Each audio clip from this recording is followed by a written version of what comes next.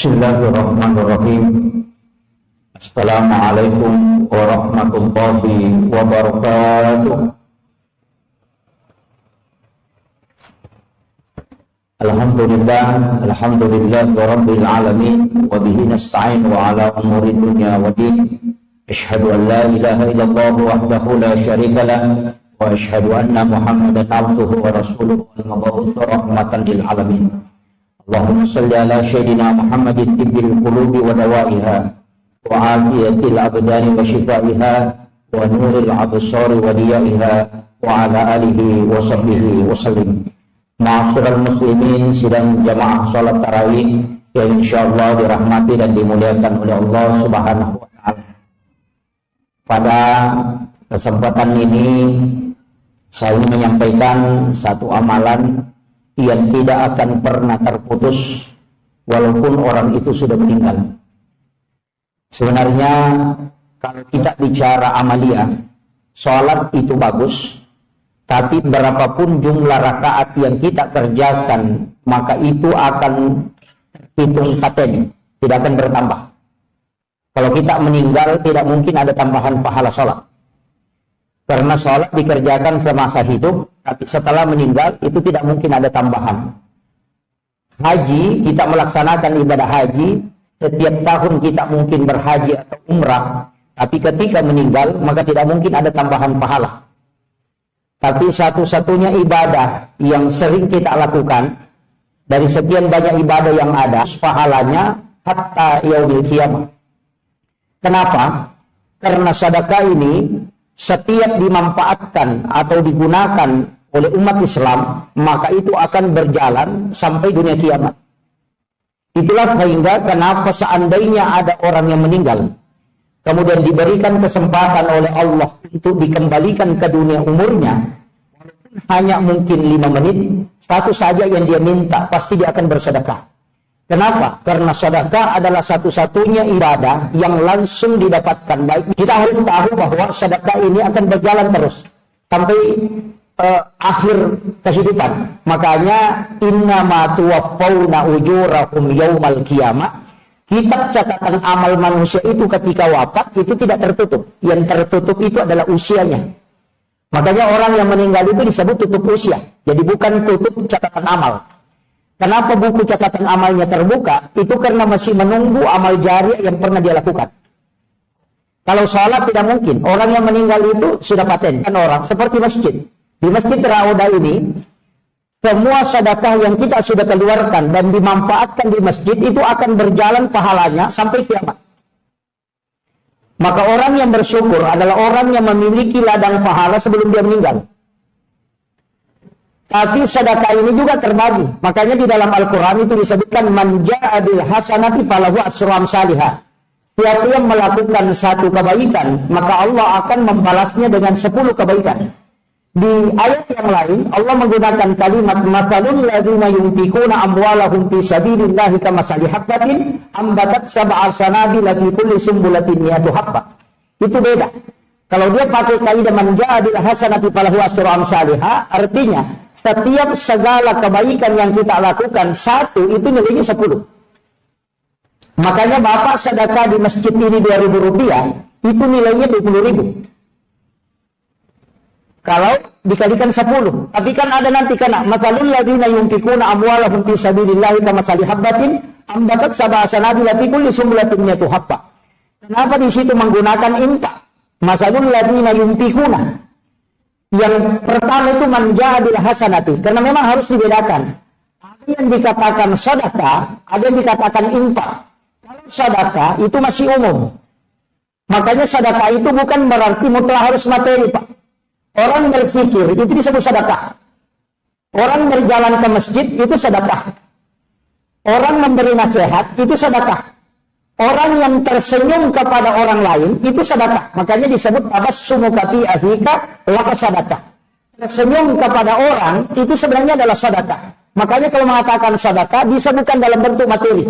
Bisa dengan bentuk nasihat, bisa dengan dalam bentuk zikir, bisa dalam bentuk berjalan kepada kebaikan. Itu semua dianggap sedekah.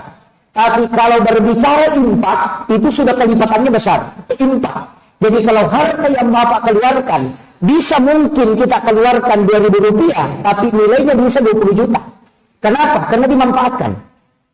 Maka Bapak bersedekah di masjid ini, itu kembalinya ke kita. Dan sebenarnya begini, saya selalu mengatakan, kenapa hadis-hadis itu lebih banyak membahas tentang sedekah, itu selalu mendahulukan. Saya kasih contoh satu hadis Nabi, Da'u mardakum bis sedekah. Itu lebih dulu disebut. Da'u mardakum, obati penyakitmu. Itu lebih dulu. Kenapa tidak memerintahkan sedekah, baru memberitahu manfaatnya? Sama dengan sholat. Ketika engkau sholat, manfaatnya begini. Ketika engkau sholat, manfaatnya begini. Tapi kenapa sedekah ini didahulukan? Da'u mardakum, obati penyakitmu. Jadi lebih dulu disebut. Da'u mardakum bis sedekah. Nah, kenapa? Karena ternyata sedekah ini, walaupun orang tidak ikhlas, Pak, saya kasih garis bawah. Walaupun orang tidak ikhlas, riya dalam bersedekah, pasti dia dapat. Pasti dia dapat, walaupun riya. Makanya saya punya resep, dan ini ulama yang sampaikan. Dan saya punya silsilah ngaji ke ulama itu jelas. Guru tak mengatakan begini, kalau orang sedekah dengan riya, pasti dia dapat. Masih dapat. Kenapa? Itu di dunia, Pak.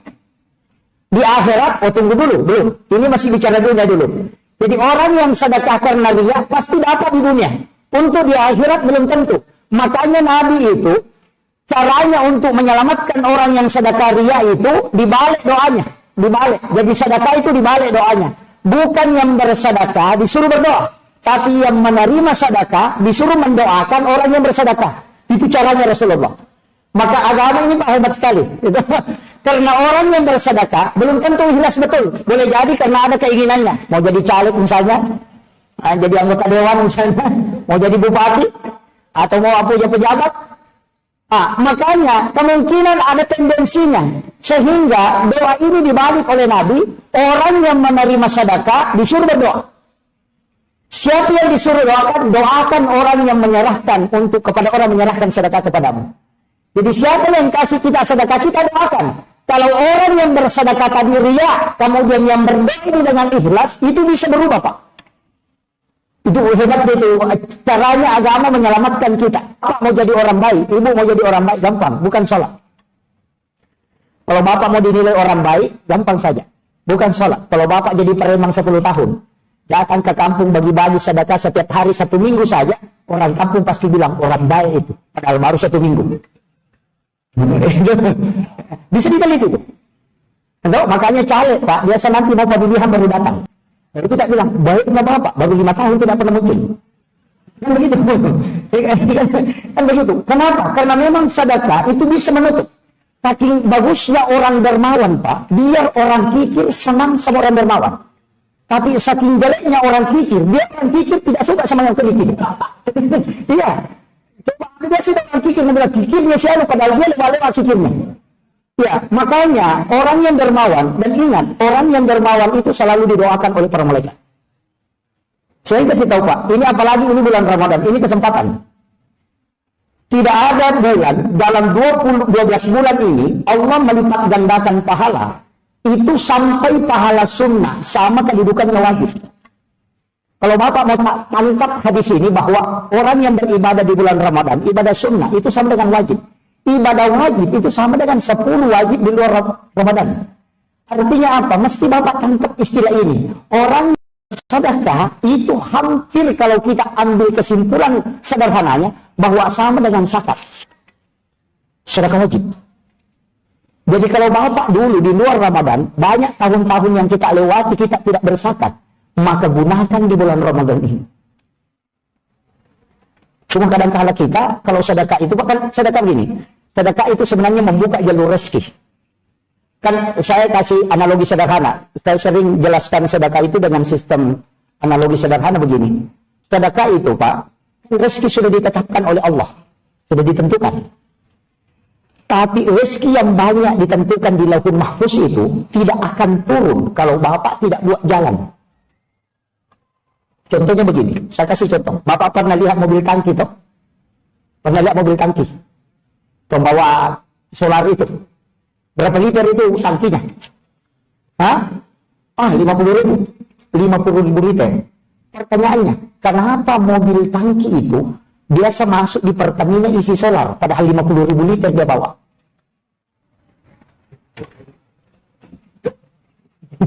Coba pikir, analogi sederhana. Dia sudah bawa solar 50.000 liter, melekat lagi di badannya, tapi habisan solar. Masuk di Pertamina isi solar, padahal dia bawa solar. Kenapa? Karena tidak ada selang dari tangki besar masuk ke tangki mobil. Itu kuncinya. Bapak walaupun banyak rezekinya di Lauhul Mahfuz, kalau Bapak tidak bikin selang naik, jalur naik, itu tidak akan turun. Makanya buka selangnya dengan bersedekah. Itulah kata Nabi mengatakan, as-sadaqah, sedekah itu membuka jalan rezeki.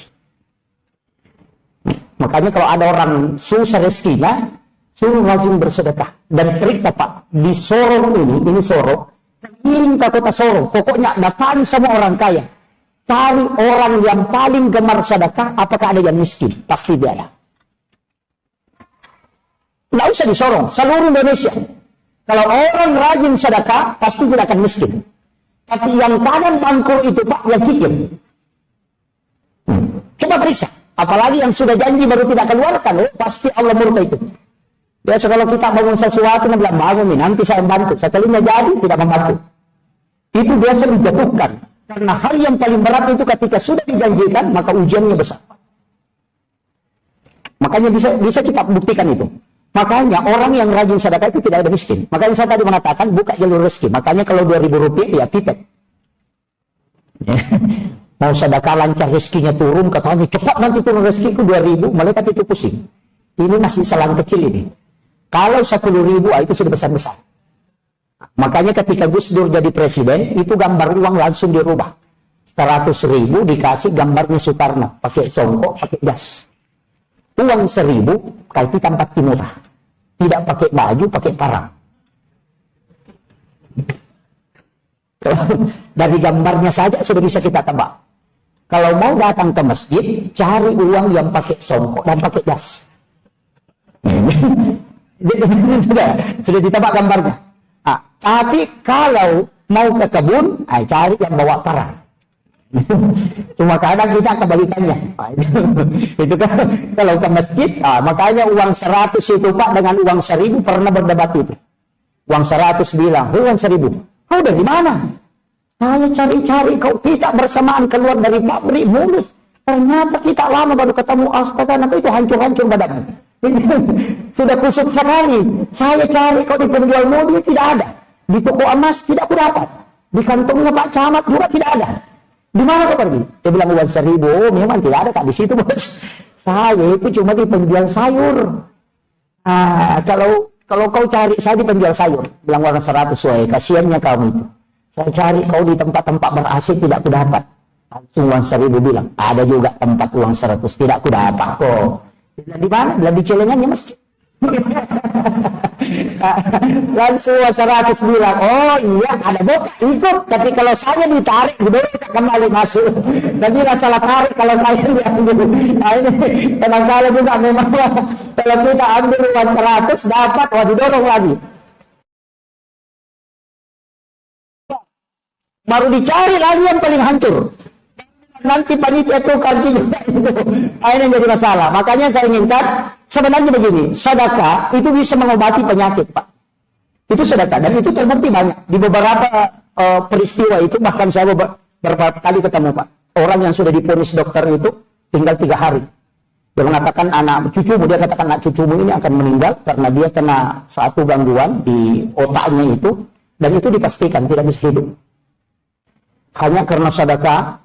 Dan tengah malam itu ada yang membawakan susu di tempat susu kecil, kemudian diberikan CCTV betul, masih hidup, dan dia sudah hafal Quran 30 juz. Apa yang dilakukan orang tuanya, dia siapkan uang, bukan orang tuanya, neneknya, dia siapkan uang, itu sekitar hampir 10 juta, hanya persiapan untuk mengakikah cucunya. Dia mengatakan, nanti kalau cucuku lahir, uang ini saya gunakan untuk akikah. Dan ternyata lahir, dokter ponis bahwa akan meninggal. Dalam hanya 3 hari itu, tidak lebih. Kemudian, dia hanya mengambil itu, kemudian dia bagi 2. Ada yang dia masukkan ke panti asuhan, ada yang dia masukkan ke masjid. Kemudian dia mengatakan, mudah-mudahan cucuku akan mendapatkan pahalanya itu. Itu dia niatkan. Tapi ternyata apa yang terjadi? Allah berkehendak lain. Sesuatu yang mustahil menurut manusia itu tidak mustahil. Makanya dari situlah kenapa Rasulullah mengatakan da'u mardakum bis sadaqah. Dia dahulukan, obati penyakitmu dengan sedekah. Tapi bukan sedekah sembarang, Pak. Kalau kita punya penyakit kanker, operasinya mungkin 10 juta, baru sedekah 5.000 rupiah. Baru mau sembuh, malaikat juga pusing. Tidak kesampaian. Masa 5.000? Makanya itu kan bagaimana kuncinya begitu. Jadi sedekah itu sama dengan lidi, Pak. Satu lidi itu ketika batunya besar, kalau satu lidi saja kita pakai untuk menggerakkan batu itu mustahil.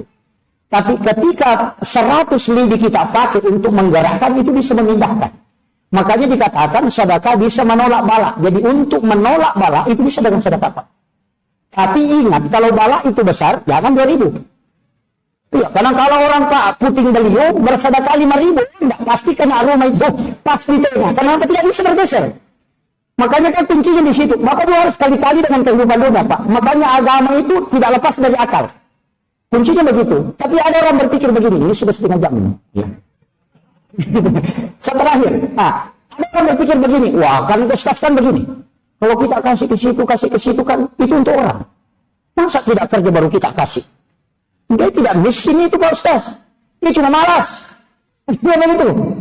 Di sini kadang orang tidak tahu bahwa apapun yang Bapak keluarkan dan dimanapun tempatnya itu bukan untuk orang, itu untuk kita.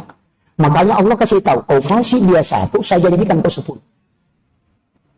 Makanya tahagi itu yang 10, Pak. Mengatakan bagaimana maksudnya? Oh, saya kasih tahu begini, analoginya sederhana. Bapak pernah lihat orang memancing di laut? Atau pernah memancing di laut? Saya mau tanya, kalau orang mancing di laut, itu mata pancing diisi cacing.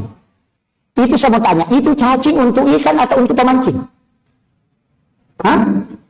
Kalau untuk ikan, jangan kasih pancing, Pak. Cacing saja dilempar turun. Coba pikir. Coba pikirkan. Kalau Bapak mancing di laut, itu kan namanya mancing.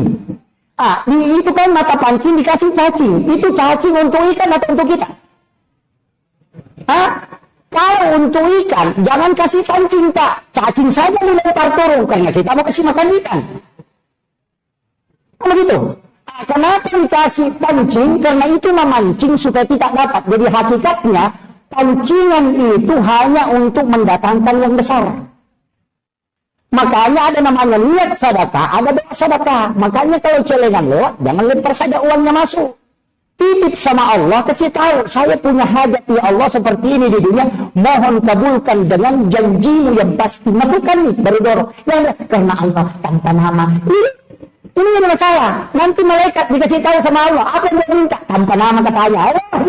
Makanya Bapak tidak dapat apa. Assalamualaikum warahmatullahi wabarakatuh.